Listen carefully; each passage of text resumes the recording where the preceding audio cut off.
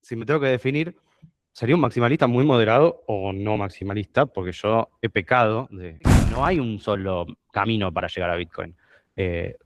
Cada uno llega según su necesidad o según su entendimiento, su forma de comprender las cosas. Maximalistas somos, pero somos pragmáticos también en entender que como tecnología social monetaria, Bitcoin es la única.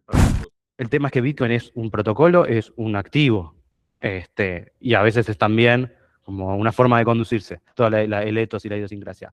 De ver Bitcoin como antropólogo, además, es una visión bien fresca, bien interesante. Así que yo soy más como, me denomino más como Bitcoin first, como si yo tengo a Bitcoin como la más importante de las criptomonedas, el proyecto más serio y más cypherpunk. ¿Cómo podemos traer más gente al ecosistema en temas de adopción? ¿No? El valor en sí es un hecho subjetivo, no existe el valor como un hecho natural o físico o químico, no es, sino siempre viene de individuos que evalúan cosas, valoran cosas. Nos interesa saber qué fue lo que pasó en Strategy, cómo es Strategy por dentro, qué se siente vivir en Strategy. El proyecto que más entusiasmó a los empleados con Bitcoin. Se dieron cuenta de que vender un producto basado en la tecnología de Bitcoin a las empresas no iba a ser un gran negocio. ¿Ustedes creen que Bitcoin es para un tipo de personalidad, para un tipo de persona? Somos compradores y vendedores que nos encontramos en un mercado casi infinito de intereses y preferencias. Yo también tengo mi opinión y tengo mi preferencia. Me la respeta, por favor, Sebastián. O también como nosotros que vamos más allá del precio y vamos al valor. Es para todo el mundo, pero no para cualquiera. Por lo dependía de un poco la voluntad. Yo tenía totalmente esa voluntad y lo hice. Hola, hola. Buenos días, tardes o noches, dependiendo del lugar del planeta donde estén. Hoy estamos a la altura de 945.215 bloques del time chain de Bitcoin. Esto es mediados de abril, 15 de abril del 2026. Hoy con un invitado muy, muy especial. Tenemos muchas ganas de oírlo y que nos cuente cosas de su vida, no solamente académica, porque es académico, sino también profesional y pues profesional insider de la industria, que seguramente tiene mucho para compartir, y también como persona. Antes de presentarlo a profundidad, pues te agradezco, Leopoldo Bechuk, por estar aquí con nosotros. Muchas gracias por acompañarnos en Los Maximalistas. Le dejo a Sebastián para que se presente y le dé la bienvenida también a Leopoldo. Sebas. Buenas tardes, buenas noches y buenos días donde estén ustedes. Nuevamente aquí muy contento de estar en la compañía de Gabriel y esta vez con Leopoldo, que nos ha dado la oportunidad de su tiempo. Para nosotros el tiempo y la energía es un tema bien importante. Entonces, gracias Leopoldo por acompañarnos, gracias por tomarse este tiempo y dedicárnoslo a este espacio que está creciendo, así como la red en el 2009 inició con su génesis. Nosotros también estamos haciendo nuestros primeros bloques. Entonces, así como decía Gabriel, el bloque número 8. Y yo, Gabriel, feliz, contento aquí ya en Viena. Está haciendo un poquito mejor clima. Abril siempre lo llaman como que, no recuerdo bien cómo lo llaman aquí, como el abril loco o algo así por el tema del clima, porque hay días que son muy bonitos y después llueve. Hace un par de días nevó. Nevó súper raro. Entonces, pero ya lo que es desde el día de ayer y antier, está haciendo buen clima, entonces pues eso también como que de cierta forma, la emoción cambia. Bueno, muchas gracias por invitarme. Un placer estar acá con ustedes. Y bueno, vamos a hablar un poco. Vamos a hacer una charla súper informal, tranquila, fresca. La primera pregunta que siempre hacemos en Los Maximalistas, y esto pues tengo que aclararlo, este es un programa de ustedes, no de nosotros, porque a nosotros no nos conoce nadie, Leopoldo, nadie. De pronto la esposa de Sebastián, mi esposa, tu esposa novia, tu mamá, la tuya, Sebastián, la mía, somos 10 en total, más o menos. Y usted, señor televidente, que está allá, me gustaría que le explicaras a esa persona que no te conoce qué tipo de maximalista eres y quién es Leopoldo Bechuk, por qué está aquí, qué prueba de trabajo ha hecho, y nos largamos a partir de eso. Ok, bueno. Puede que sea un tema un poco polémico. Si me tengo que definir, sería un maximalista muy moderado o no maximalista, porque yo he pecado o sea, sigo pecando de usar más que Bitcoin. De hecho, escribí un artículo sobre, yo escribo en Criptonoticias, además de lo que voy a contar. Ese puede ser quizá el lugar más fácil de acceder para ver mis ideas o lo que yo compartí, las cosas que escribo, porque son cortas, que lo tenía acá abierto justamente a propósito de esta llamada, que se llama el artículo ¿Será posible un futuro sin altcoins? Y en ese justamente discute un poco el tema de que sea una competencia con un final claro. Porque la tesis principal del maximalismo es Bitcoin le va a ganar a todas las otras altcoins, ¿no? Y va a ser la única criptomoneda en existencia, o la victoriosa. Y yo lo que me preguntaba yo, lo que discuto ahí es, en realidad, porque también se hablaba siempre como mirando hacia adelante. El futuro es multichain, se decía, me acuerdo en una conferencia tuve esta discusión o esta conversación con una persona que estaba pasando por nuestro stand y me pregunta, entonces vos pensás que el futuro es multichain. Yo le digo, el presente es multichain, o sea, ya hay otras monedas y es muy difícil que desaparezcan. Y en realidad es sano que haya competencia, porque eso es lo que te lleva a innovar, o sea, es una dinámica de mercado que la que conocemos y estamos acostumbrados, que la competencia traiga progreso, ¿no? Es una de las bases del liberalismo. Y en el software abierto es lo que pasa. Como sería muy difícil también ponerse, no sé, yo soy fundamentalista de Debian en Linux y es la única, como se llama, distribución. Y entonces se va a comer a todas las otras distribuciones. Me cuesta pensar que llegue un momento en que desaparezcan las otras altcoins. De hecho, siguen propagándose porque justamente es la naturaleza del software abierto. Así y todo, sí creo que Bitcoin es la mejor y la más robusta de todas las criptomonedas, por supuesto. Es la primera, y es la que tiene más trabajo encima y trabajo más serio, porque si vamos a cantidad neta, creo que Ethereum tiene más gente trabajando, pero están más dispersos, hacen muchas más cosas. Creo que Bitcoin es como el proyecto más, más en serio de todas las cripto, por supuesto. Pero no veo con malos ojos que se experimente. De hecho, creo que justamente muchas altcoins sirven como de sala de ensayos para cosas que luego se hacen en Bitcoin y que son útiles. Por ejemplo, los AMM, me parece que es un gran ejemplo. Todo lo que era DeFi era como muy difícil. Yo entré a Bitcoin, me metí en el tema así de lleno en 2015. Ya son 11 años este año. Y recién estaba saliendo Ethereum, había otras, Litecoin, Dash y Dogecoin, qué sé yo, que la verdad no eran muy diferentes a Bitcoin, hacían lo mismo. Y uno de los temas era, bueno, vamos a hacer mercados financieros que no requieran servidores, que sean todos P2P, que yo. Y empezaron a salir cosas como EtherDelta, por ejemplo, y era malísimo. O el otro, ¿cómo se llamaba? Había uno que era una blockchain específicamente para hacer un exchange, pero era todo con libro de órdenes, porque era el modelo que se conocía. Y cada orden te costaba plata, entonces vos querías cambiar tu posición y ya estabas gastando plata en cambiar la orden. Entonces era un modelo que no servía. Hasta que a este Adam, no me acuerdo cuánto, se le ocurrió hacer Uniswap y dio vuelta a todo. Y lo hizo en Ethereum. Pero hoy día tenemos plataformas de DeFi y AMMs que benefician a Bitcoin, que permiten hacer intercambios P2P o descentralizados en cierta forma con los pozos de liquidez y te permiten también estaquear Bitcoin o sacarle provecho de otra forma y bueno, también tecnologías de anonimato, todo ese tipo de cosas se experimentan en otras cadenas y como todo es abierto, me parece que eso enriquece al ecosistema más que... Es verdad que lo perjudica en un sentido social más que nada. Como, sí, hay muchas estafas, hay muchos proyectos ridículos, proyectos que no sirven para nada, o qué sé yo, pero eso es un poco la naturaleza misma del software abierto. No me, no me gustaría ponerme en una posición de fundamentalista, ¿viste? De pelearme, me parece que eso te cierra posibilidades. Así que yo soy más como, me denomino más como Bitcoin first, como si yo tengo a Bitcoin como la más importante de las criptomonedas, el proyecto más serio y más cypherpunk, pero no sé, o sea, también me agradan otros proyectos, tanto por funcionalidad como por idiosincrasia, por ejemplo, Monero. Ellos se siente, la gente de Monero se siente mucho más hardcore, dice como, nosotros somos lo que los bitcoiners creen que son, viste, como, esto es lo que realmente es anónimo, como vos esperabas que sea Bitcoin, pero Bitcoin no es, qué sé yo. Ese tipo de chicanas, para mí en general no suman, pero hay muchos proyectos ahí que vale la pena prestar atención, a pesar de que tienen sus traidores, sus cosas que los limitan, justamente. Monero, ser una moneda tan anónima, no puede hacer cosas que Bitcoin puede, no puede escalar como Bitcoin, no puede tener capas 2 y cosas así, pero es bueno también tener esas comparaciones y decir, bueno, mira, esto puede hasta acá y esto resuelve otro caso de uso. y en Bitcoin también, porque el tema es que Bitcoin es un protocolo, es un activo, y a veces es también como una forma de conducirse, el ethos y la idiosincrasia. Y a veces vos necesitas monedas particulares para casos de uso particulares, por ejemplo las stablecoins.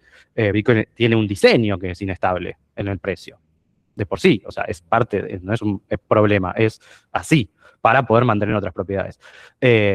Entonces necesitar una moneda que sirva de unidad de cuenta, que sea estable, es algo que por ahí no puede hacer. Por ahí necesita un derivado, por ahí necesita otra forma de llegar a cumplir eso y funciona como unidad de cuenta. Entonces, no, no acuerdo con este tribalismo de descartar lo que haya afuera o pelearse con otros proyectos.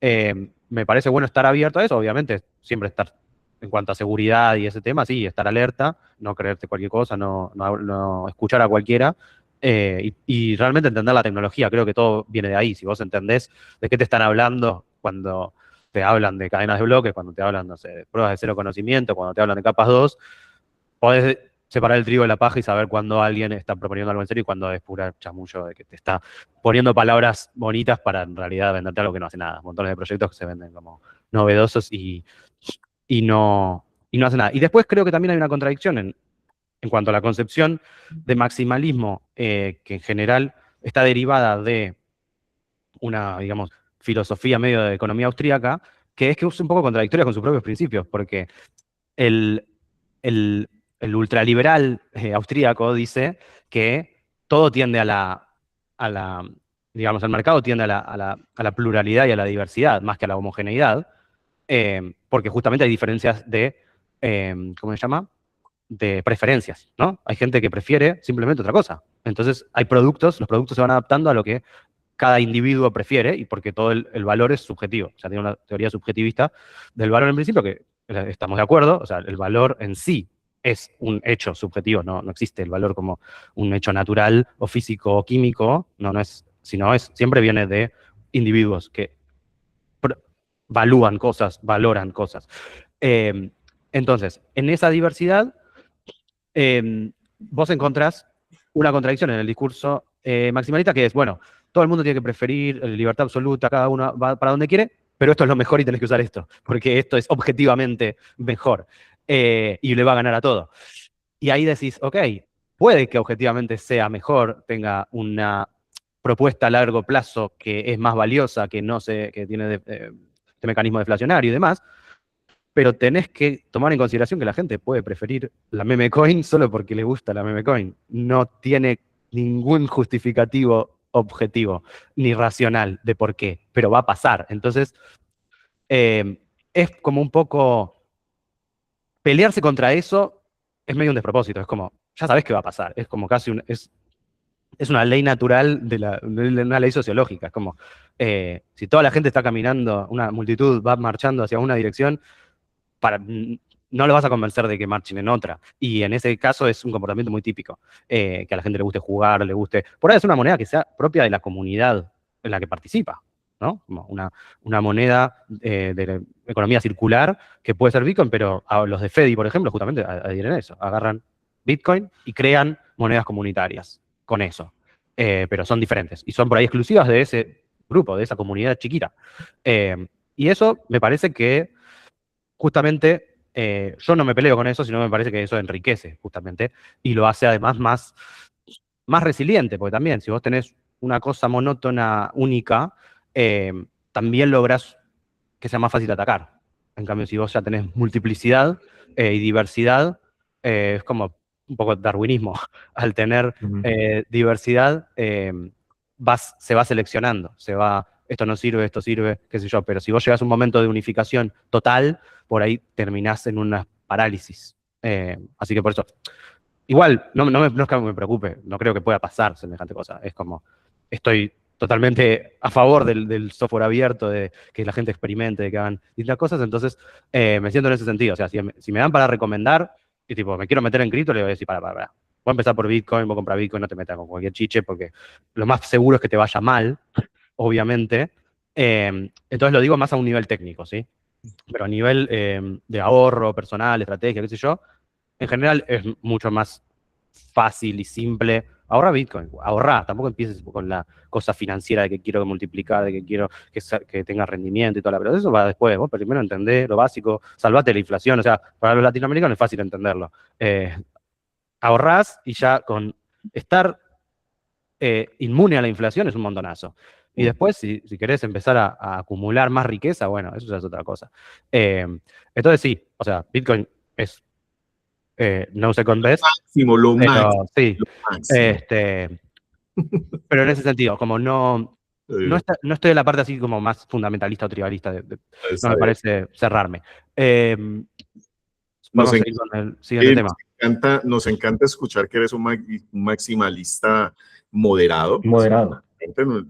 Nosotros también, de alguna manera, nosotros no le hemos contado tan abiertamente a nuestra audiencia qué tipo de maximalistas somos, pero somos pragmáticos también en entender que como tecnología social monetaria, Bitcoin es la única para nosotros, ¿no es cierto? Por efectos de red, por una cantidad de cosas, ¿sí? Pero que como elemento tecnológico, de desarrollo tecnológico y de innovación tecnológica, pues Bitcoin ha abierto las puertas a investigación y a aplicaciones muy interesantes que no vemos por qué hay que reñir con ellas y no creemos que todo esté en el mundo de las criptomonedas, sino en las tecnologías que han habilitado intercambio de valor o de alguna forma que han preservado también una idea de lo que podría llegar a ser representado con estas tecnologías criptográficas. ¿Alguna utilidad, algún dinero, algún valor? ¿Usted qué tiene para aportar ahí, Sebastián, antes de que yo vayamos haciendo? No, mira que lo que dice aquí Leopoldo es un tema que no hemos hablado aquí y es cómo utilizar también esas propiedades del mercado para también apoyarnos en mejorar cómo podemos traer más gente al ecosistema en temas de adopción. Ahorita lo que decía Leopoldo me hizo reflexionar en el mercado se encuentran intereses, usted está interesado en algo y se interesa en alguna cosa y después ya prefiere algo, ¿cierto? Y ahí se abre unas ramas de selección increíbles. O sea, yo a veces cuando pienso a nivel muy general, yo digo, pues yo creo que nosotros somos compradores y vendedores que nos encontramos en un mercado casi infinito de intereses y preferencias. Ah, a mí me interesó, no sé, blockchain y prefiero Bitcoin. Pero a otro llegó, ve, me interesó esto de criptos, pero es que yo prefiero Ethereum. Y yo creo que ese tema a veces puede jugar en contra nuestra con el objetivo o el fin de también entender ese tema más profundo de cada persona, ¿cierto? También para traerlo un poco más a este ecosistema. Entonces yo creo que me quedo mucho con eso en mente porque uno de los objetivos también que tenemos y cuando estamos dentro de este ecosistema es, y personalmente es, cómo atraer más gente a que vea lo que vemos nosotros, ¿cierto? Y que si algún momento la pregunta le llega otra vez, me interesó este mercado, ya prefiero Bitcoin, ¿cierto? Entonces yo creo que muy interesante lo que dice Leopoldo porque son a veces temas de concepto que a veces uno deja pasar, pero que son muy relevantes porque es la raíz. Muy Porque es la relevante. raíz. Es la raíz. Mira, yo conocí a Leopoldo primero en línea y después personalmente en noviembre del 2023 en la BitConf en Buenos Aires. Después hablaremos de eso un poquito, cómo nos conocimos, Leopoldo, qué estabas haciendo. Nos interesa muchísimo tu historia personal, desde antes incluso. Lo conocí como autor de este libro también, ¿no es cierto? Este libro, pues para que vean, no lo compré por Mercado Libre ni nada de esas cosas, Busca Libre. No, a mucho honor, Sebas, mire, Qué me fui, bueno. me fui hasta Argentina, Tengo que ir, conocer allá ten- a Leopoldo Berchuk y por mi tengo que libro. ir a la próxima también para conocer a Leopoldo en persona también. No, yo sé que va a ir en estos días a Europa, pues le puedo hablar de eso. Este Bueno. libro me parece que es una visión de académico, pero después te vi como un representante de una marca muy importante de industria. Entonces, creo que tienes todo el fundamento académico, para la gente que lo sepa, ¿no es cierto? De ver Bitcoin como antropólogo, además, ¿no es cierto? Una visión bien fresca, bien interesante, pero también quisiera que nos contaras un poquito de ese otro aspecto de tu vida. Pero antes de que lleguemos a Strategy, que nos interesa saber qué fue lo que pasó en Strategy, cómo es Strategy por dentro, qué se siente vivir en Strategy como una compañía que ha dado ese pivote o ese giro, y de pronto yo hasta comentaré algunas cosas porque yo conozco Strategy desde hace 25, 30 años más o menos. Entonces, Antes de eso, quisiera comentarles algo que me pareció muy curioso que vi esta semana de un señor que se llama Brandon Kitem, que hizo una publicación acerca de qué personalidad o cuál es la psicología de los bitcoiners, qué personalidad tienen los bitcoiners o lo que los caracterizan, y si es que Bitcoin es para cierto tipo de persona, que es una pregunta que me ha quedado rondando porque pues creo que todos hemos vivido acá donde hablamos de Bitcoin y las personas no necesariamente ni lo entienden ni están interesadas en entenderlo.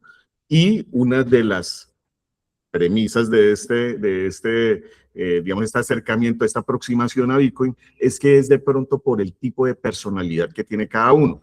Y entonces, aquí voy a poner pues el vínculo para que puedan ver cada uno de estos tipos de personalidades, pero lo que se ve o se vio por encima, utilizando como marco de referencia Myers-Briggs, que obtienen 16 tipos de personalidades, es que hay unas representaciones de personalidad que en la población general es muy pequeña, pero en Bitcoin es muy grande, ¿no es cierto? Y hablan de algunas particulares, la INTJ, la INTP, la ENTJ, todo esto lo voy a dejar aquí para que ustedes consulten y miren pues cuál es el tipo de personalidad de Myers-Briggs, eso que estoy mencionando como unas letras, que está asociado a Bitcoin. Entonces, en población grande, la población amplia, es un tipo de personalidad muy pequeño, pero dentro de la población de Bitcoiners es una proporción bien amplia. Pareciera ser que estos Bitcoiners tienen unos rasgos de personalidad en común.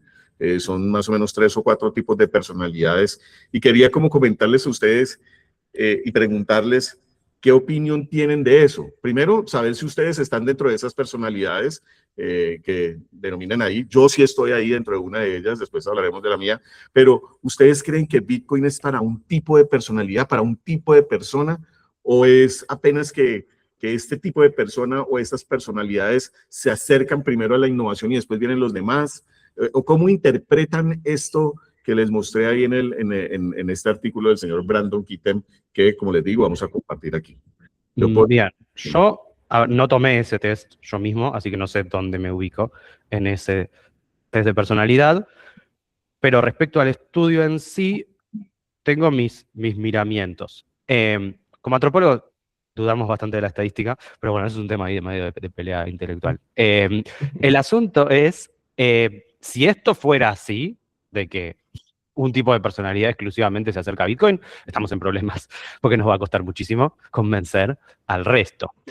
Sin embargo, yo creo que esto sí puede ir de la mano con el asunto de que no todo el mundo va a meterse en Bitcoin, primero de la misma manera, y no todo el mundo va a necesitar entender a fondo cómo funciona. Al final del texto dice como critiques and caveats, como problemas que se le podrían criticar. En principio que tiene un sesgo de selección, porque esto se hizo en Twitter, son como no representaría necesariamente a todos los bitcoiners. Yo creo que hay una cosa, un sesgo del que no se dio cuenta ni siquiera el autor, que es que su población de control, o sea, contra lo que está contrastando, es en Estados Unidos nada más. No es una encuesta global, es la población estadounidense según ese test. Entonces, es...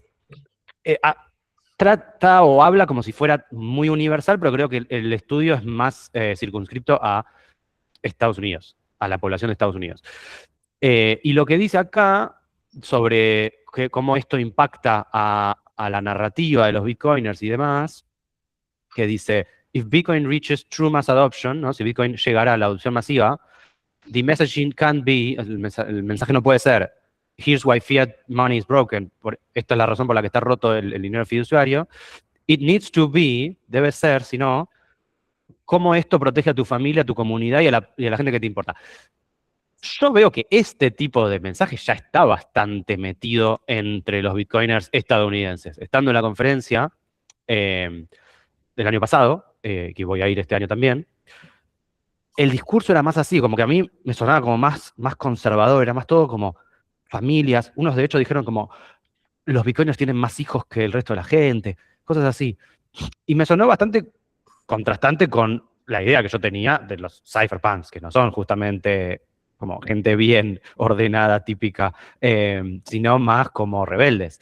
Es como que para mí es una mutación o por ahí un efecto de la propia ampliación de la base de usuarios que está tomando, pero particularmente en Estados Unidos. Y ahí también hay una segregación mucho más grande de Bitcoin versus otros cripto. Tipo, nosotros en la Bitcoin tenemos todo junto. Eh, pero sí me parece importante destacar de estudios como este que no hay un solo camino para llegar a Bitcoin. Cada uno llega según su necesidad o según su entendimiento y su forma de comprender las cosas. Yo, como dije, empecé en 2015 y trataba de convencer a todo el mundo de Bitcoin por la forma en la que yo había llegado. Y mis amigos más cercanos incluso no me dieron pelota por años. Y un día de repente vienen y me dicen, che, necesitamos que nos explique Bitcoin. ¿Por qué? Y porque había subido mucho de precio, porque había visto, se volvió como más furor y entonces entraron en la ola. Pero no me habían dado pelota nada de lo que yo dije. Yo no entré porque se había vuelto furor, yo entré porque había leído un blog donde explicaba el cambio radical, pero todo de una perspectiva súper disruptiva, muy criptoanarquista, no ordenada. No me decía cómo podía proteger, sino cómo me podía pelear con el status quo, ¿entendés? Y eso es lo que a mí me llegó. Y eso yo sé que a un montón de gente no le va a llegar de esa forma. A otra gente le llega porque no puede con la inflación, a otra gente le llega porque quiere mandar plata al exterior y no puede, por ahí está perfectamente ellos económicamente, pero necesitan mandar plata a otro país y encuentran bloqueos, encuentran limitaciones. Y de repente entraron a Bitcoin porque eso les permitió mandar plata, pero no necesitaban ahorrar. Y otra gente sí necesitaba ahorrar y otra gente simplemente es idealista, como yo. Entonces, son distintos caminos. Entonces creo que el aporte de ese tipo de estudios es ese, es tener una concepción de que lo que a vos te importa, al otro puede no importarle nada y se puede llegar a Bitcoin por caminos muy, muy diferentes en cuanto a la necesidad al uso y al entendimiento. Hay gente que por ahí no tiene ganas de sentarse o no puede entender cómo funciona a fondo, pero entiende que, que es algo que lo tiene consigo. O sea, no entiende ni cómo funciona la clave privada, ni cómo se deriva, ni nada, pero entiende que no se lo pueden sacar, por ejemplo. Otro que cree, una vez, por ejemplo, hablé con una mujer en un Uber que estaba metida en cripto, usaba billeteras y qué sé yo, y en un momento como que yo le mencioné algo de lo que sería una billetera sin custodia. No se lo dije así, pero le dije como tu propia billetera, no sé qué, y como que no entendía de qué le estaba hablando, ¿viste? Y yo le digo, no, porque la gracia de las criptomonedas es que las tenés vos, las tenés guardadas en una billetera que es tuya y que no te la está sosteniendo un banco, no te lo guarda un banco, no te lo guarda una compañía. Y me dice, ah, ¿en serio? Claro, ella se me había metido porque eran chiches financieros que le daban rendimientos. No entendía que había una propuesta de valor en cuanto a la autocustodia. Y yo se lo mencioné como un dato y dice, ah, bueno, me gusta eso, que sea así, pero la cosa que a nosotros nos parece más fundamental, ella no la había entendido y sin embargo se había metido en el tema. Entonces eso me dio una perspectiva. Dije, claro, esta mujer entró porque le servía para ahorrar plata, pero no le interesaba si podía tener autocustodia o no. No entendía que era como la plata que le tiraba abajo del colchón. Para ella era lo mismo que un banco. Cuando le dije eso, encima se puso contenta. Pero hay gente que por ahí ni siquiera le preocupa incluso, no confía en sí mismo y no quiere tener autocustodia. Cosas así. Eh, entonces, nada, eso es la impresión que tengo con un estudio como este. Puede ser, pero si necesitamos o si queremos llevar a Bitcoin a una adopción masiva, hay que tomar en cuenta esto en ese sentido. Como sí, no a todos nos llega igual. Y tenemos que presentar, o sea, yo creo que la verdad, tratando de convencer a alguien, no he convencido a nadie de que Bitcoin era una buena idea. Es como que les hice un clic y ahí me preguntaron. Ah, tenés razón. Ah, esto por ahí es lo que necesito, ¿viste? Pero surge de una necesidad, surge o de una curiosidad, aunque sea intelectual. O como que algo te tiene que picar para que te metas. Eh, Ir a convencer a otro, a mí por lo menos no me ha resultado. Porque siempre voy con mí. Es como que es mejor esperar a que alguien se acerque y estar abierto a decirle, bueno, mira, yo te voy a explicar si te interesa. Y que tiene que ver el interés del otro lado. Hay que ampliar un poco el margen. Sebas, ¿usted qué Bueno, a mí, personalidad es?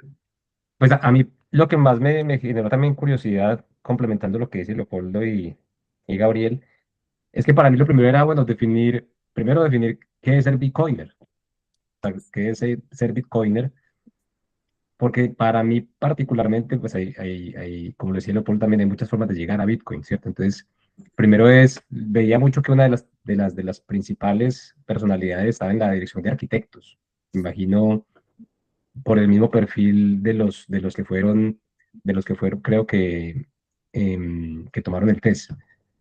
Pero a mí lo que más me genera inquietud es eso. Decía, bueno, pero no sé, en este momento nosotros por utilizar internet no nos llamamos internautas, ¿será? O no, para clarificarnos. Entonces en algún punto tiene que ser algo más general que todo el mundo llegue, pero ya no. Entonces a mí lo que más me generó curiosidad fue eso, o sea, ¿qué es ser Bitcoiner? Entonces ya después sí uno por qué entra ahí. Ser Bitcoiner es, por ejemplo, lo que dice Leopoldo, la señora que estaba en el taxi y utilizaba una aplicación y tenía satoshis. O ser Bitcoiner es, no sé, una persona más idealista como le dijo Leopoldo, o también como nosotros que vamos más allá del precio y vamos al valor, o ser un inversor en Bitcoin en general, o esa persona que está buscando a ver quién utiliza los satoshis para comprarle sus cosas, ¿cierto? Entonces yo creo que ahí fue lo que más me llamó la atención del estudio, porque creo también que en esa metodología del estudio, pues también me quedaba muy vago el tema de qué es ser Bitcoin, ¿cierto? Entonces, ¿cómo encaja ahí? Curioso del test de la personalidad, yo casualmente me había tomado ese test antes de Bitcoin, en abril del 2020. Y aproveché cuando Gabriel lo envió y me lo tomé otra vez antes de la, de la charla. Y realmente lo único que cambió en términos de cómo estaba, pues cómo estoy yo como clasificado, es que al parecer pasé de más extrovertido a introvertido, pero muy probablemente es por tema de la pandemia, ¿no? Porque pasó en 2020 y después acá. Entonces sí, todavía me generó como en la metodología del estudio, como un poquito, sí, muy sesgado el tema de que no tenemos tampoco mucha información de qué tipo de, o sea, qué ser Bitcoiner ni siquiera. Sí, mira, yo creo que, bueno, primero, eres más introvertido de pronto porque allá hay invierno, porque se mantiene más encerrado, Sí. no tiene a los Cambios personales. y- Sí. mentira, no juega fútbol los domingos por la mañana, eso es que sí, así va a Yo ser digo, más. me toca reactivarme. Sí, no, pero mira, acerca el estudio tiene todos los sesgos posibles del planeta porque Ujú. le pregunta al algoritmo de Twitter de Brandon Kitten que es un Bitcoiner como nosotros. O sea, tiene todos los sesgos para que sea solamente a Bitcoiners, no para que haya grupo de Mm. control ni para que haya una exposición más amplia. Entonces, como el algoritmo de X, estoy hablando, de alguna forma nos acerca, ¿no es cierto? Nos acerca por el contenido que consumimos. Yo creo que hay un gran sesgo. Usted lo mencionó, Sebastián, de pronto para la audiencia que nos quiera de pronto investigar un poco más, quiera seguirnos, INTJ es el arquitecto. Esa es la que suma predominantemente como personalidad de Bitcoiners, ¿no es cierto? Es donde más Bitcoiners hay, supuestamente.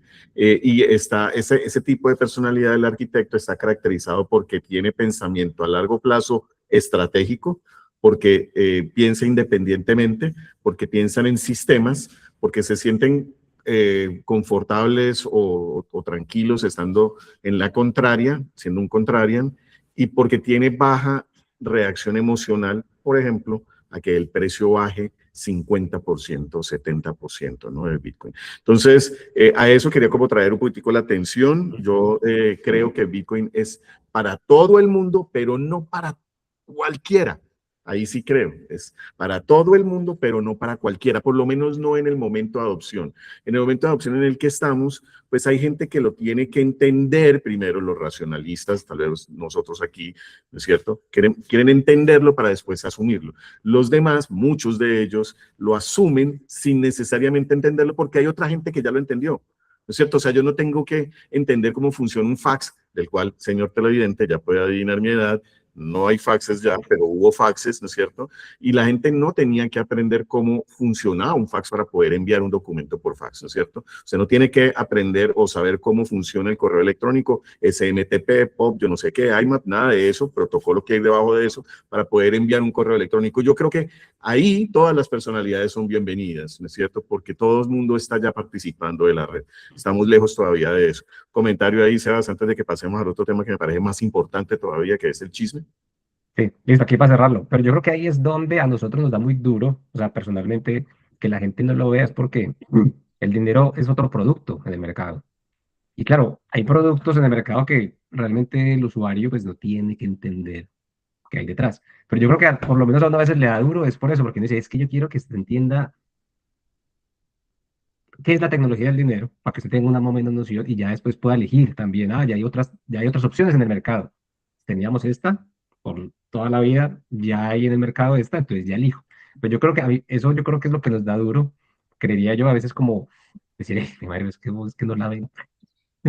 Y Sí, otra cosa importante, porque es entender cómo funciona el dinero no es directamente que se entienda cómo monetizar, que son dos cosas diferentes, es diferente. Y son el que dos quiera temas aprender diferentes. sobre dinero, pues que lea este libro. Tengo por ahí Recomendar. un amigo por ahí que me lo recomendó, ¿no es cierto? Entonces, léanlo, por favor.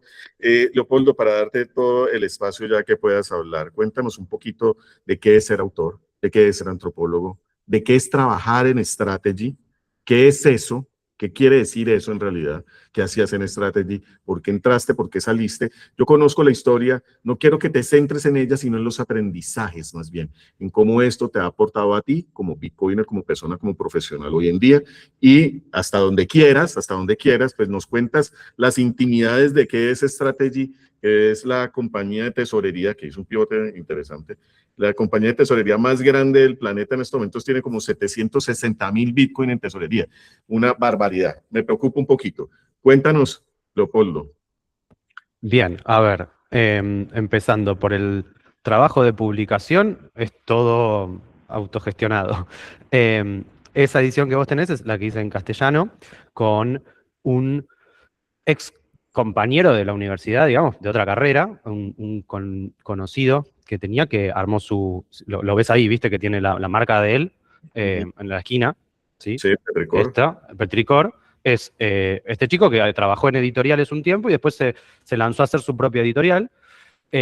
Y tenemos una amiga en común, Alicia, que le mando un saludo, no creo que lo vea, pero ella, como que nos encontramos después de la pandemia, y me dijo, él está en esto. Y yo ahí dije, yo que acabo de terminar, digamos, de tener mi tesis defendida, y yo la hice en PDF y la compartí online, pero la quiero hacer impresa porque yo sé que hay gente que no te va a leer un libro entero en una compu.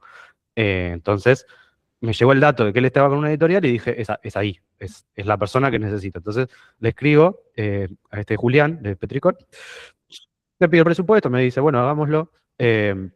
Como yo estaba en Strategy y estaba ganando bien, entonces le dije, sí, dale, vamos para adelante. Además, no me cobró mucho. Y vimos ahí, o sea, me hizo los comentarios, me hizo las revisiones, cómo quería el diseño. La tapa yo la diseñé yo, ya se la di hecha, me adaptó, me hizo todo el maquetado. Y después, viste que las editoriales en general se quedan ellos como con los derechos de impresión y después te dan una parte, y qué sé yo. Me dijo, no, tenelo vos sos tu propia editorial ahora. O sea, yo te hice el trabajo y listo. Y me contactó con una imprenta. Entonces, ahora, cuando necesito más ejemplares, los mando a hacer, los recibo en mi casa y ya tengo la pila de libros. Y después está publicado también en distintas librerías para que se pueda comprar, que también es on demand. O sea, las librerías no lo tienen ahí en stock, pero podés pedir tu copia y te la mandan. Te la hacen y te la mandan. Está en Amazon. Y bueno, y el año pasado hice la otra edición, que es la edición inglesa, que esta la hice con una editorial que se llama Consensus, que se dedica específicamente a libros sobre Bitcoin y economía. Estos son también más idealistas. Hablé con ellos y ellos están en Europa. Y bueno, el año pasado justamente me dieron el presupuesto, que era bastante más que lo que el editor de acá, pero le dije que sí, lo armamos. Y también lo mismo proceso de que te van haciendo las correcciones, te consultan por algunos cambios, les decís, lo vas viendo en un documento online y después, cuando ya está, le terminas de pagar lo que habían acordado. Y ellos también, curiosamente, ellos también mantenían esa filosofía de no encargarse ellos de la distribución, sino solo hacer el trabajo editorial. Entonces también me dieron todos los archivos y me dijeron, listo, es tuyo, podés hacerlo como quieras, y ellos me dieron en realidad el acceso con Amazon. O sea, ellos me explicaron cómo se hacía para publicar en Amazon y qué sé yo. Entonces también la edición inglesa puedo imprimir con la imprenta acá en Argentina y en Latinoamérica, pero también está en Amazon, entonces se puede, de hecho, también lo que hago a veces es, alguien en España o en el otro lado del mundo me dice, che, quiero una copia, yo le digo, bueno, o la compras en Amazon o me la compras a mí directo, te hago un descuento y yo pido una copia de autor de Amazon que me sale más barata y te la mando a que te la entreguen. que es más conveniente para mí, de hecho, porque hasta ahora Amazon no me dio ninguna comisión de todas las ventas que se hicieron, que no deben ser muchas, pero tengo noción de que hay un par que lo compraron y no me llevo ningún aviso. Así que a mí me conviene más venderlo yo directo.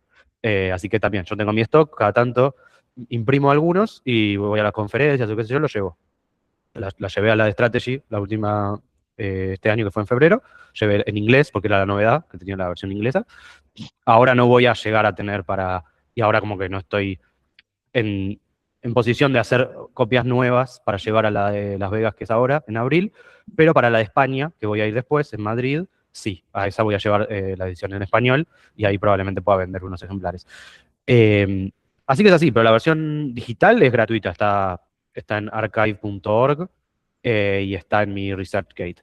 De hecho, ahora, si querés, primero comento la parte de prueba de trabajo, comparto un poco la pantalla. Bueno, no era este el botón de...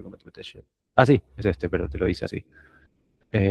¿Cómo funciona esto? Me hace compartir cada ventana. Sí, o Leo, pásamelo a mí, Sí, no, es esta. Ahí va. que lo podamos ver, ¿no? Ahí, ¿no? Ahí se está viendo mi pantalla, ¿sí? Sí. Bueno, perfecto. Entonces, acá están como mis publicaciones en researchgate.net. También están en academia.edu, pero a mí me gusta más esta página. Entonces acá tengo el libro, abajo de todo, como lo primero, en español y en inglés, y después tengo un par de artículos. El lugar de la confianza es uno que escribí a propósito del tema de la confianza en Bitcoin, que lo publicamos, un observatorio, creo que me había pedido el artículo, observatorio de antropología digital o algo así, o de economía digital. Y después, estos dos son del Satoshi Papers, que ahora lo voy a mostrar. Esta es una traducción de Natalie, que es la que llevó a cabo el proyecto, y esta es mi contribución a Satoshi Papers, que me pidieron que escriba sobre la situación de Argentina, el Banco Central y la elección y demás. Y después tengo mi columna en Criptonoticias, como había comentado. Este es el artículo del que estaba hablando. Acá tengo mi perfil en el que están mis artículos, que ya llevo más de un año escribiendo, así que hay bastantes. Entonces, eso es mi trabajo como autor. El Satoshi Papers está acá. Esta es la edición especial que tengo como autor, pero hay una edición de tapa blanda más sencilla. Pero bueno, este es un flor de libro con muchos papers académicos y yo tuve el honor de tener mi paper como parte, está acá, como parte de este, que es uno de los primeros libros académicos, porque hay algunos académicos que escriben sobre Bitcoin, como Álvaro de María o Saifedean Ammous, pero lo hacen por fuera del ámbito académico, lo hacen como un bestseller, como divulgación. En el caso del Satoshi Paper y en el caso de mi tesis son textos evaluados por pares, revisados y están publicados dentro del propio ámbito académico. Me parece que ese es el valor que yo me concentré en desarrollar, digamos, en meter el tema en la academia. Mi objetivo cuando estaba terminando la carrera y dije, bueno, me voy a meter con Bitcoin es metamos esto en el campo de estudio, en el debate académico. Yo sé que tarda, es lento, los tiempos de la academia son más lentos, pero me parece que es un grano de arena que lo va a servir a futuro, una semilla que después se va a poder desplegar. Ya tengo, de hecho, citas de mis trabajos en otros trabajos sucesivos, y a medida que nos acerquemos a más o menos 10 años de que lo haya publicado, yo sé que ahí va a empezar a tener relevancia. Y bueno, en Criptonoticias sí es un trabajo de redacción, pero un poquito más ligero, no es tan pesado como el trabajo académico y por ahí tiene más difusión y ahí escribo sobre temas. Bueno, y después, profesionalmente, sí. Después de terminar de estudiar, me metí en MicroStrategy en ese momento, que luego cambió a llamarse Strategy, en un rol técnico. O sea, yo empecé en el soporte técnico para el software que ellos hacen, que es de base de datos, analítica, BI, o sea, análisis de datos sobre todo, y esto que se llama Business Intelligence. Y después me movieron a un área de producto como Product Manager porque estaban haciendo productos de Bitcoin. Sí, y querían mi expertise en el tema.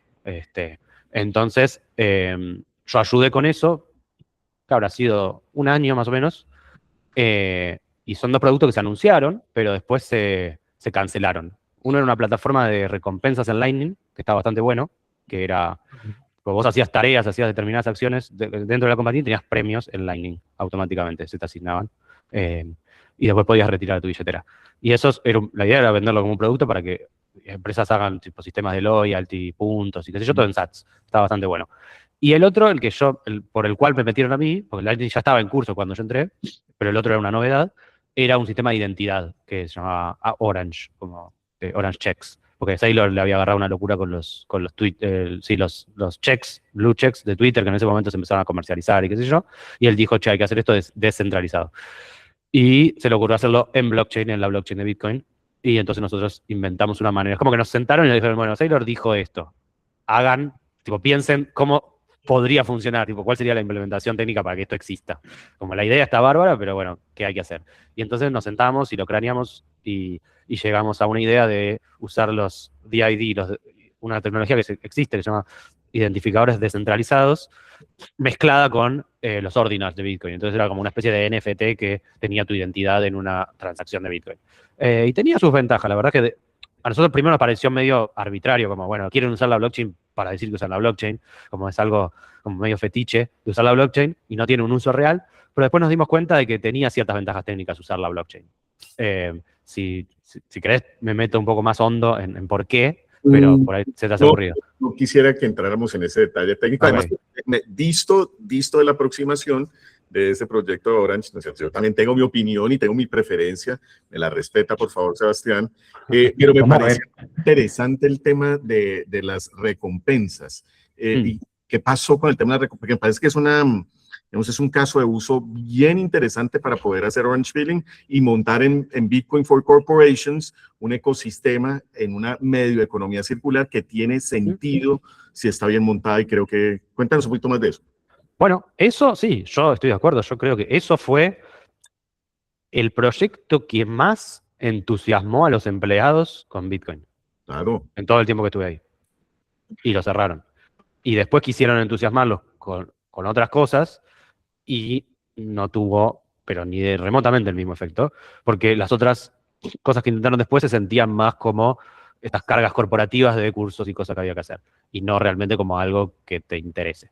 Entonces, en las plataformas de Lightning era muy buena, era en la compañía, digamos, la compañía cliente o el que lo tuviera, tenía un portal de administrador en el que configuraba estas recompensas, ¿sí? Entonces nosotros dentro de Strategy teníamos un administrador, parte del equipo de desarrollo, que lo configuraba para todos los empleados.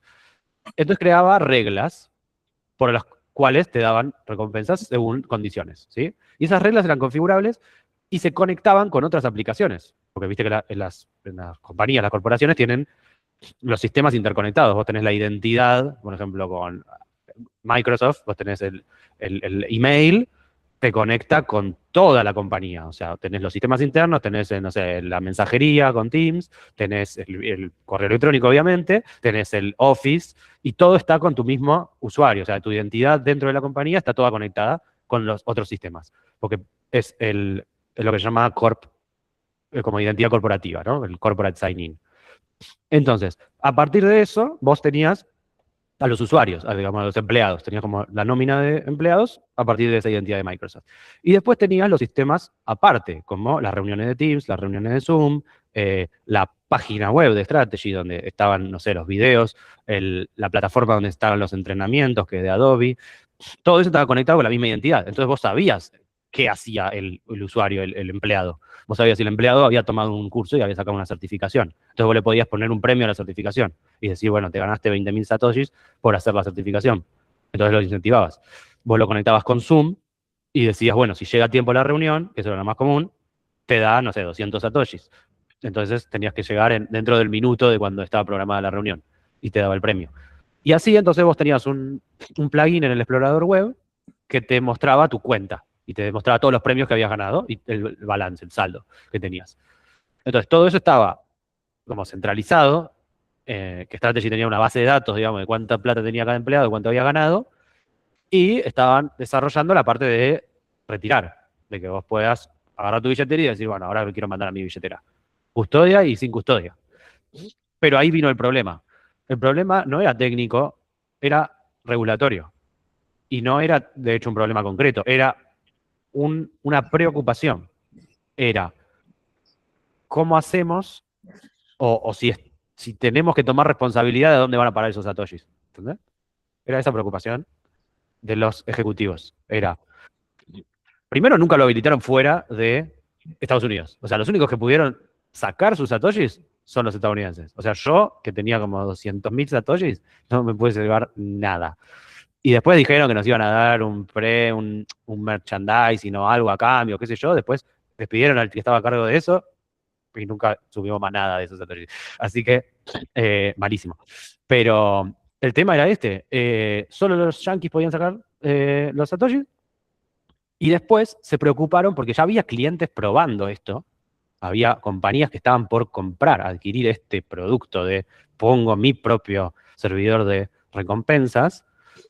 Y ellos ya no lo hacían solo para empleados, sino para potenciales clientes. Ellos querían hacer sistemas de recompensas externos, ¿viste? Como escanea este QR o mirate este video o hace tal cosa en nuestra página, visita tal y te damos sats, ¿entendés? Como un incentivo para publicitar, digamos, un producto, para generar engagement con los potenciales clientes o con los clientes. Y ahí es donde Saylor mismo, dijo, che, pero ¿y qué pasa con el KYC? Tipo, si ellos no hacen KYC y le dan satoshis a cualquiera, nos van a venir a sancionar a nosotros si eso termina en manos equivocadas. Y no le dijeron sí, le dijeron no lo sabemos. Y entonces él dijo, oh, bueno, si no sabemos, mejor no hagamos nada. Y entonces cerraron el proyecto. Lo mataron. Wow. ¿Sí? O sea, primero es como que lo suspendieron, lo dejaron, bueno, vamos a ver. Y después directamente, como tampoco les convenció lo de Orange, no les convenció en el sentido comercial, porque sí les gustaba la idea, pero era como, che, esto no lo vamos a poder vender y va a ser una bomba. Bueno, entonces lo cerramos. Y entonces, tipo, despidieron, no despidieron, pero desarmaron al equipo. Como que un día vino que era casi como el CTO, pero no era un CTO, pero cumplía ese rol porque el CTO se había jubilado. Y vino así un día a la reunión, yo ya sabía que se iba a cerrar, pero a los desarrolladores no le habían dicho nada, como siempre, y les dijo, bueno, se cierra el proyecto. No les podemos garantizar que sigan teniendo algo que hacer acá. O sea, pueden decidirse, porque justo en ese momento había habido un cambio importante justamente de la cultura empresarial. Era como que tenías que ser Bitcoiner a partir de ese momento, porque antes era como un tema separado, era como algo de los ejecutivos. En ese momento es cuando dijeron, vamos a hacer full Bitcoin, tipo a todos los empleados les tiene que gustar Bitcoin y qué sé yo.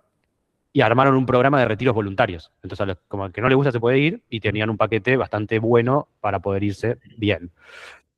Y se fueron como 500 personas. O sea, no fue poco. Mucha gente se fue, tanto por el tema de Bitcoin como por el tema de la presencialidad y por otras cosas. Pero a este equipo, que justamente era el equipo de Bitcoin, le dijeron, no sabemos si van a tener algo que hacer porque cerramos todos los proyectos de Bitcoin. Por ahí les conviene tomarse el retiro e irse, porque puede ser que aunque decidan quedarse, los terminemos echando igual. Más o menos así le dijeron. Y justamente el que se fue el desarrollador de Bitcoin, porque todo el resto del equipo era gente que había trabajado muchos años en la compañía, entonces conocía el producto y habían desarrollado el producto y tranquilamente podían volver a seguir trabajando en el producto. O sea, la mayoría no tenía problema. Pero hay un tipo que lo habían contratado para desarrollar Lightning específicamente, y él no sabía nada de base de datos, ni de SQL, ni de BI, ni de nada, porque hacía solo Bitcoin. Bueno, ese tipo se tomó el programa y se fue, que hizo bien, porque de hecho después no hubo nada que pudiera hacer, o sea, lo hubieran terminado echando igual. Y bueno, y ahí fue la gran ironía de que cuando la empresa viró a, bueno, queremos que todos los empleados les guste Bitcoin, desarmaron lo que justamente iba en ese sentido y desarmaron todos los productos que tenían que ver con Bitcoin. Y al año siguiente, esto fue fin de 2024, trimestre 3 de 2024, al año siguiente, 2025, fue que enfocaron todo en tesorería. Ahí es cuando, de la página, de hecho, tenía un anuncio que decía, 2024 se denominaron empresa de desarrollo de Bitcoin, como somos la primera empresa de desarrollo de Bitcoin. ¿Y qué significaba eso? Porque no era primera, era como la única empresa en la bolsa que desarrollaba Bitcoin, una cosa así, por estos dos productos. Después, como no desarrollaron nada, lo cambiaron y se pusieron empresa de tesorería de Bitcoin. Y ahí fue 2025 y ahí fue el furor de las tesorerías, fue que lanzaron todos esos Strife y todo demás.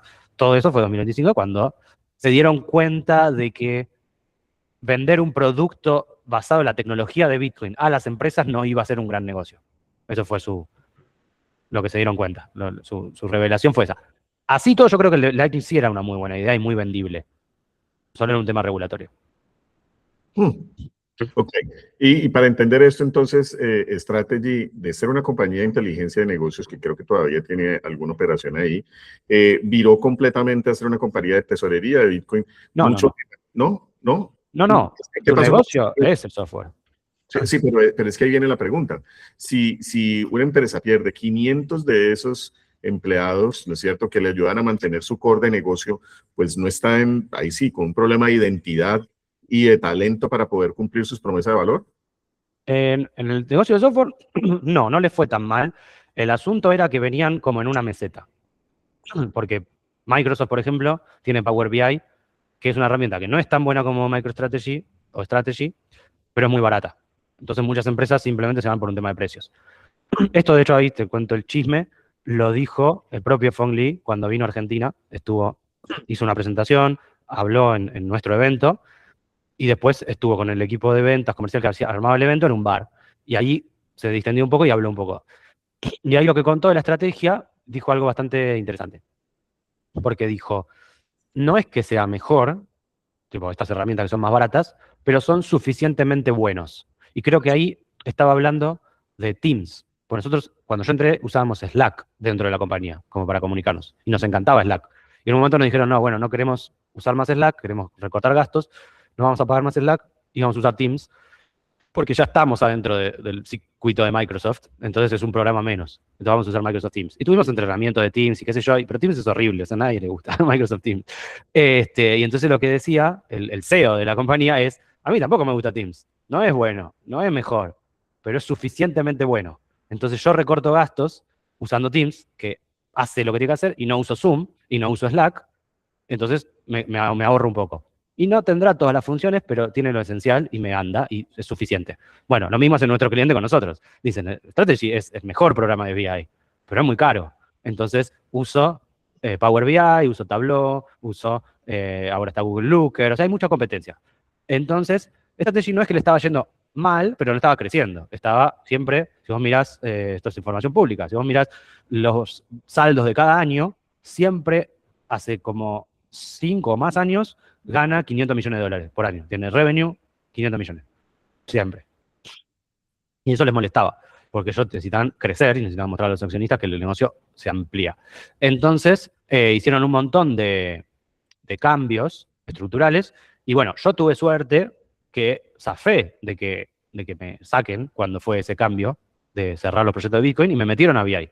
Entonces yo el último año que trabajé ahí fui Product Manager del lado de BI. Y ahí vi cambios en el desarrollo. La verdad que el desarrollo era muy complicado, era muy lento, porque las versiones de producto salían cada trimestre. Y había un cuello de botella y un embudo gigante de cosas para hacer. Era como vos tenías toda la pila de pedidos de los clientes de todas las cosas que había que cambiar y arreglar, y un huequito así para que pase el trimestre, lo que te entraba en un trimestre. Y era imposible, o sea, porque vos pensás que cada trimestre ya estaba 2 trimestres antes armado. Es como que lo que vos venías y me pedías algo nuevo, yo te decía, sí, bueno, dentro de un año, por ahí. Porque yo, el trimestre que estamos en curso, se está haciendo, el trimestre que viene ya está cerrado, ya está planificado, y el trimestre que viene tiene prioridades, o sea, lo podemos cambiar el siguiente, ya 2 trimestres adelante, o sea, estamos hablando de 6 meses, se puede cambiar, pero muy poco, porque ya hay compromisos, ya hay cosas que están. Entonces era muy difícil avanzar así, y todos estaban descontentos. Hicieron unos cambios enormes y empezaron a sacar versiones mensuales. Y ahí se agilizó muchísimo. Yo dije, si no hacen nada en 3 meses no nos entra nada, menos no va a entrar en un mes. Pero, curiosamente, como sacaron mucha burocracia, muchos pasos para que algo se te pase de una idea a hacerse, los recortaron. Por ejemplo, que los diseñadores no necesitaban venir a pedirnos el ok para el diseño, sino que era todo más ágil. La verdad que empezó a salir muchísimo mejor. Y yo, en mi rol, estaba mucho más cómodo diciendo, bueno, está bien, esto puede ir el mes que viene, esto puede ir dentro de 2 meses, esto va para allá, y había mucha más flexibilidad de mover cosas. Entonces, la verdad que salió para adelante. Y después ahora lanzaron una especie de nuevo producto estrella, que yo estuve involucrado en el desarrollo, que abstrae un poco y ya no tiene que ver con toda la plataforma gigante, sino con solo la parte fuerte que ellos tienen, que es la capa semántica, se llama. Que hay competencia en ese sentido, pero Strategy siempre fue líder en eso. Entonces es como que ahora quieren abstraer eso de la capa semántica y vender solo la capa semántica. Tiene sus desafíos, pero la están pegando bastante. Yo estuve sorprendido los últimos eventos que fuimos de que a los clientes realmente les interesa. O sea, ellos vienen y te preguntan un montón por ese tema. Y es lo que están sacando ahora. De hecho, la última conferencia de febrero, lo que dijo Phong Lee es, BI murió. O sea, su charla fue sobre eso, sobre la muerte de BI, la muerte de SaaS y de otros de los warehouse, y cómo ahora viene la mezcla entre inteligencia artificial y semántica, que es la capa semántica lo que hacemos, que está muy metido con el tema de IA, de poder darle información a robots directamente. Van por ese camino, pero sí, no les está yendo mal. Están un poco estancados, pero están peleándola, digamos, en ese, no es que lo abandonaron y se dedican un full a Bitcoin, porque incluso en el sistema, incluso en el modelo que tienen para Bitcoin, necesitan que haya una empresa con flujo de caja. A pesar de que sea muy chico, porque el negocio de, yo te digo, 500 millones al año es, ¿qué? No, menos de un 1% menos, porque su cantidad de Bitcoin, su market cap, que es 50.000 millones, ¿no? Entonces, por eso, es una cantidad ínfima lo que mueven de guita con el flujo de caja, pero es necesario para que, es como el motor, que Saylor habla, que dice que si tenés un motor y revolvías una cosa y después tenés un motor, o sea, se va amplificando, bueno, pero necesitas que haya un negocio. Entonces, no lo van a dejar. Ok, muy interesante. Sebas, preguntas, dudas, inquietudes, hermano. Haga preguntas Sí, no, bien intrusivas, ¿no? Bien Cómoda, sí. cómodas. Algo que quiera saber acerca de Michael Saylor, por ejemplo, que nos pueda contar Leopoldo. No sé, Sebas. yo tenía una pregunta para Leopoldo respecto a cuál es la opinión de Leopoldo respecto a que Strategy en su momento, o sea que Leopoldo considera que le hizo un bien que Strategy tomara esa posición en Bitcoin hablando de posibles personas que adopten o también forzar esos cambios internos también dio más bien algo negativo en temas de adopción o de percepción de Bitcoin en las personas. El tema de cultura, sí, yo creo que la Sí, pifiaron feo, y de hecho hice un podcast con Vico Libertarian hablando de eso, ok. y me pidió hacerlo en castellano, así que voy a ahondar a full en eso como por una hora con él, pero sí te voy a decir mi opinión, que es la misma, que es que justamente se equivocaron grave en ese tema, porque lo hicieron desde una forma muy corporativa, ¿viste? No sé si alguno de ustedes trabajó en una tipo enterprise corporate, qué sé yo, que te hacen, por ejemplo, hacer los cursos de seguridad, de ética laboral, de harassment, ¿viste? De acoso, y qué sé yo. Y son un plomazo, la verdad nadie quiere hacer esos cursos, los haces porque los tenés que hacer, que tenés que comply con todo. Bueno, metieron Bitcoin en eso, ¿entendés? Es como, además de toda esa pila de cosas que tenés que aprenderte, de cómo se manejan las empresas, de la copyright y de que no tenés que dejar el monitor prendido cuando vas al baño y todo ese tipo de cosas, además te hacían leerte un choclo de Bitcoin y ver videos y qué sé yo. Entonces era como un deber, era como muy denso, y a mí no me gusta hacerlos incluso. Imagínate que yo soy super Bitcoiner, no me hacía ni cinco de gracia. El primer curso, por ejemplo, era leer el Bitcoin Standard, todo. Era leerse el libro en un trimestre Sí. y responder un cuestionario que era larguísimo, eran como 40 preguntas multiple choice sobre Bitcoin, ¿entendés? Eso no hace que a la gente le guste Bitcoin. Eso hace que no quieran saber nada del tema, ¿entendés? Había iniciativas mucho mejores, primero lo de Lightning Rewards, y después había también como talleres y cosas más hechas dentro de la oficina, que cuando empezó estaba muy bueno también, por lo menos la idea, porque no había equipo de Bitcoin para hacer esa parte de evangelizar internamente, no había equipo. Entonces vino una chica de marketing y un par más, y algunos de la gente que hacía la parte de finanzas de Bitcoin, y dijeron, bueno, hagamos estas actividades. Entonces armaron esos cursos, yo les dije, no hagan esos cursos, lo hicieron igual, les di un poco más de feedback de los cursos en sí, y después había actividades que eran, por ejemplo, una que se llama Lunch and Learn, almuerzo y aprendizaje, ¿no? Y la idea era, originalmente, que se junten en la oficina, en persona, los que estaban en la oficina, y en el almuerzo charlen sobre un tema de Bitcoin. O sea, la idea era proponer algo de Bitcoin y discutirlo. Ahora, eso requería que haya una especie de Bitcoiner en cada oficina, o en las que se pudiera, que lo hiciera, ¿no? Entonces, dependía de un poco la voluntad. Yo tenía totalmente esa voluntad y lo hice. Y cuando yo di ese taller, lo armé de una manera que me pareció la más conveniente, y yo creo que dio resultados, porque yo dije, bueno, hago un PPT, porque el PowerPoint es como que no se negocia, ¿viste? Sí o sí tenés que hacer un PowerPoint. Entonces hice el PowerPoint, pero yo primero puse la parte práctica. Primero dije, o sea, yo no les voy a explicar nada de lo que es una billetera de Bitcoin, ni cómo funciona, ni qué es una UXO, ni nada. Yo les voy a decir, nos bajamos billeteras y yo les doy sats. La empresa no me dio sats, yo usé mis sats, pero la idea era, te paso a vos, pasale a él, pasale a ella, pasale a tal, y después que me lo devuelvan. para que vean cómo funciona la billetera, pero que vean de la práctica. Y después tenía toda la parte en la que explicaba lo que es una transacción, lo que son los bloques y qué sé yo. ¿Por qué? Porque yo dije, si yo me voy a hablar una hora o media hora de cómo funciona Bitcoin, los voy a perder, no me van a dar bola, porque van a estar almorzando y les va a importar un pomo. Entonces, hacemos la parte práctica primero y después eso les va a dar curiosidad, porque van a decir, ¿cómo es que yo me bajé un programa y directamente recibo plata? No me registré, no tuve que dar mi mail, no tuve que iniciar sesión, no tuve que hacer, mandar ningún papel, no tuve que abrir cuenta, nada. Es como, me bajé el programa, lo instalé y ya me da una dirección y ya le mando plata. Eso es una locura. Entonces, para alguien que está acostumbrado a usar bancos y fintech y qué sé yo. Entonces dije, vamos a hacerlo práctico. Y justamente el VP de tesorería, que era el que daba esas charlas, me dijo, ¿por qué pusiste la práctica primero? No deberías ponerlo al revés, como por lógica te da a entender eso, que primero tienes que explicar un tema y después mostrarlo. Yo dije, no, haceme caso, le dije, esto, voy a muerte con esto, hay que hacerlo así. Y lo hicimos así y funcionó. Gente que le importaba 3 carajos Bitcoin, me empezó a discutir por ahí, incluso, ¿cómo se llama?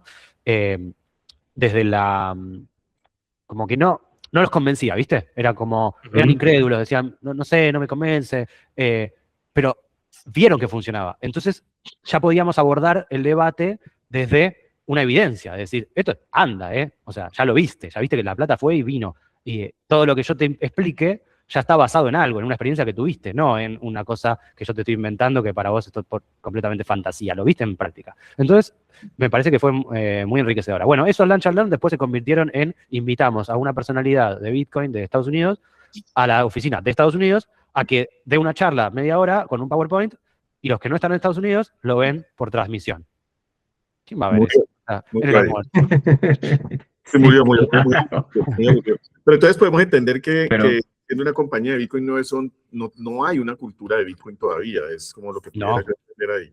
Muy difícil. Qué buen tema, desarrollo de Ya cultura. como para cerrando un poquito tú, para claridad de todos, ¿qué viene ahorita en tu futuro, Leopoldo? ¿Qué quisieras ver? ¿Cómo quisieras participar, si es que quieres participar de la industria y seguir en tu camino de prueba de trabajo? Bueno, sí, aclaro, es que esta tesis después me echó, no por un tema que haya habido ningún problema ni nada, sino simplemente porque decidieron cerrar mi posición. O sea, dijeron, finalmente no necesitamos un product manager en Argentina, los queremos tener en Estados Unidos o en Polonia, y vos te vas, chao. Entonces, bueno, yo obviamente lo sentí horrible y claramente no estoy contento con ellos. Aún así te voy a decir que es un excelente lugar para trabajar y justamente lo que me da es tristeza de habérmelo perdido, digamos, me quedé afuera y es una lástima.